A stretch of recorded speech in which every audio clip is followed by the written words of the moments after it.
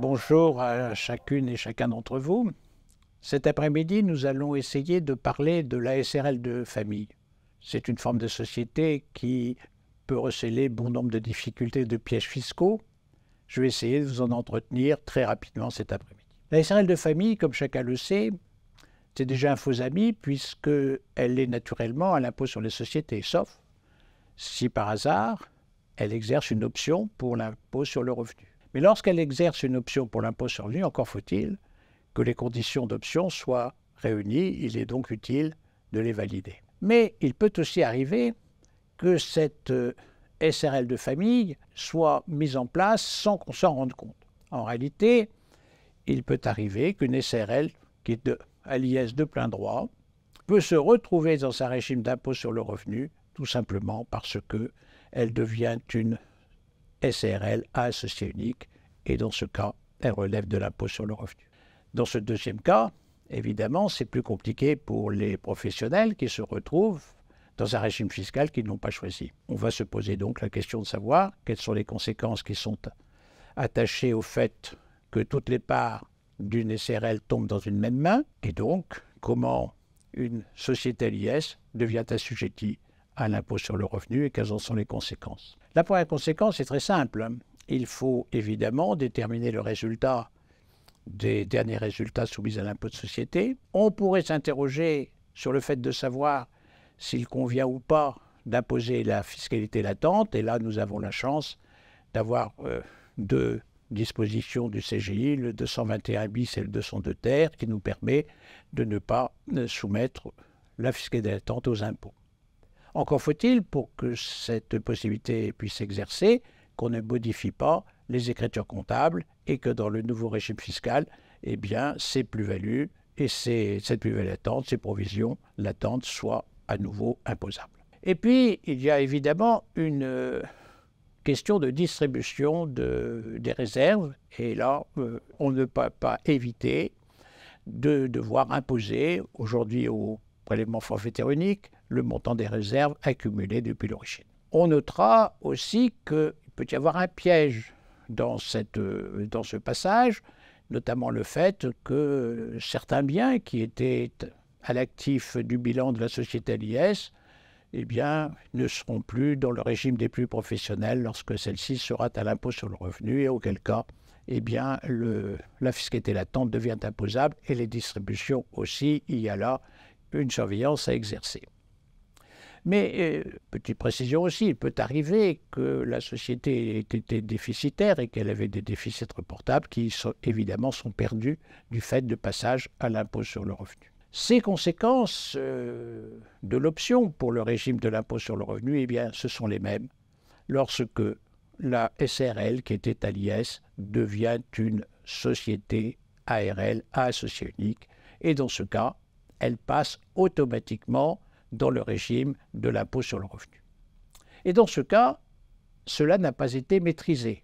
Dans de nombreuses situations, c'est l'administration fiscale elle-même qui, bien que vous ayez continué à déposer des déclarations d'impôt sur les sociétés, eh bien l'administration fiscale observe qu'il n'y a plus qu'un seul associé, que donc de plein droit, la société devient assujettie à l'impôt sur le revenu. Il faut donc distribuer les dividendes, ne pas imposer la fiscalité latente, perdre les déficits éventuellement, et donc avoir des cotisations sociales aussi qui sont attachées aux distributions de dividendes sur l'ensemble des réserves, ce qui peut être coûteux. En contrepartie, évidemment, comme vous avez payé l'impôt sur les sociétés à tort, bien, il faudra que vous déposiez une déclaration de BIC et on vous restituera évidemment l'IS que vous avez payé à tort. Voilà la question que l'administration fiscale a mis en œuvre ces derniers temps et sur lesquelles les professionnels se sont interrogés. Et se sont interrogés pour quoi faire? Pour dire comment peut-on demeurer dans le régime de l'impôt sur les sociétés quand bien même on a été transformé en SRL associé unique. D'abord, la première possibilité qui est offerte est très simple, c'est d'exercer une option dans les 3 mois de la cession des parts. Dans ce cas, eh bien, malgré le fait que on soit associé unique et en droit à l'impôt sur le revenu, on demeure par option dans le régime de l'impôt de société. Il ne se sera rien passé. Mais si vous avez raté cette marche de l'option dans les 3 mois, eh bien la question se posera différemment. Et bon nombre de professionnels se sont interrogés pour dire au fond, comment peut-on continuer à rester à l'impôt de société puisqu'on a continué à déposer des déclarations d'impôt sur les sociétés. Alors là, la jurisprudence nous apporte quelques solutions.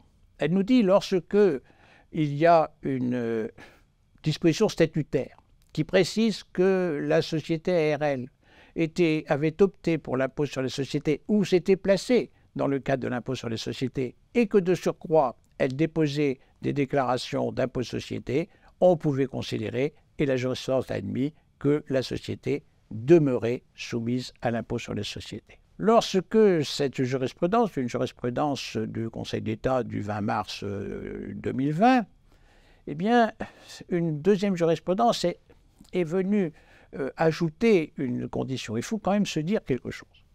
C'est que le régime de droit d'une société, c'est celui que doit appliquer l'administration fiscale.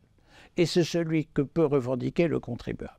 Donc il est arrivé, dans certains cas de figure, qu'un contribuable qui était en droit dans le régime de l'impôt sur le revenu et qui avait déposé des déclarations d'impôt sur les sociétés revendiquait lui-même d'être un impôt sur le revenu et non pas soumis à l'impôt sur les sociétés, de manière à faire échec aux rectifications que l'administration avait pu faire à l'impôt de société. Et c'est là que le Conseil d'État, à la suite d'une décision de la Cour administrative de Paris, est venu dire que le contribuable ne peut pas se prévaloir, disons-le, de ses propres turpitudes, et dès l'instant qu'il aura dans ses statuts indiqué qu'il est relevé de l'IS et qu'il avait déposé des déclarations d'IS, il ne peut pas revendiquer le fait qu'il n'a pas exercé une option dans les formes régulières. Les formes régulières, c'est exercer une option devant l'administration fiscale ou bien dans le CFE. Au cas particulier, il s'agissait d'une société qui avait indiqué au CFE qu'elle était à l'impôt sur le revenu et qui, dans ses statuts et dans les déclarations, avait indiqué que c'était à l'IS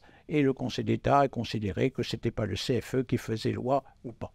Alors, vous avez, avec cette SRL de famille, faisons ce rappel très rapide, une situation dans laquelle il faut être extrêmement vigilant, savoir dans quelles conditions une société qui est à l'IS peut passer à l'impôt sur le revenu, et ça peut provenir aussi d'une situation qui est celle du changement d'activité de la SARL, qui aurait une activité libérale après avoir une activité BIC, ou bien du passage automatique du régime de l'impôt sur les sociétés à l'IR, parce que la société ARL est devenue une URL et donc relevant de ce plein droit. Bon, alors j'espère qu'après ces quelques mots concernant la SARL de famille, vous pourrez à l'avenir éviter les quelques difficultés qui peuvent naître et qui, lorsqu'elles apparaissent, font que vos clients sont dans une situation très délicate et éventuellement vous reprochent de ne pas avoir fait les démarches nécessaires pour leur éviter cela.